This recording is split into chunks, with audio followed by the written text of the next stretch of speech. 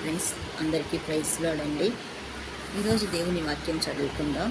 కీర్తనల గ్రంథం 121 అధ్యాయం 1 నుంచి 8 లేఖనాలు చదువుకుందాం. కొండల తట్టు నా కనులెత్తుచున్నాను, నాకు సహాయం ఎక్కడి నుండి వచ్చును?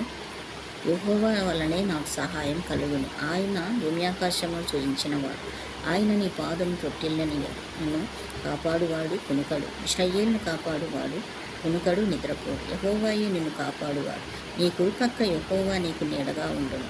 పగలు ఎండ దెబ్బైనను నీకు తగలదు, రాత్రి వెన్నెల దెబ్బైనను నీకు తగలదు.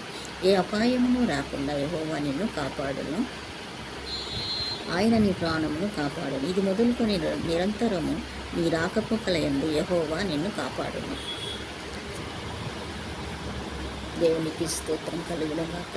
మంచి వాక్యం, నిజమే కదా.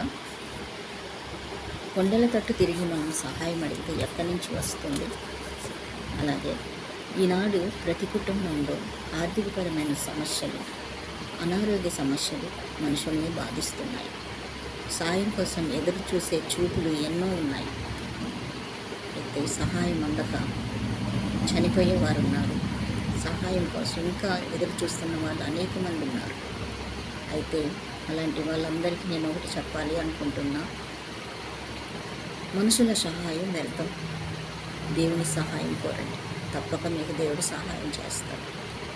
ఎక్కడ మీకు ఏ సహాయం ఎక్కడ సాయం బంధించబడి ఉందో, ఎక్కడ మీరు ఏ విషయాల్లో మీరు బంధించబడి ఉన్నారు, మీకు రావాల్సిన దీవెనలు ఆశీర్వాదాలు ఎక్కడ బంధించబడి ఉన్నారు, ప్రార్థన చేయండి.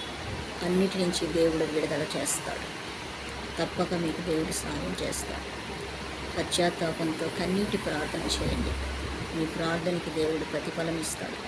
చాలామందికి ఉన్న అలవాటు ఏంటంటే మనుషుల్ని సాయం అడుగుతారు కానీ దేవుని సహాయం అడగరు.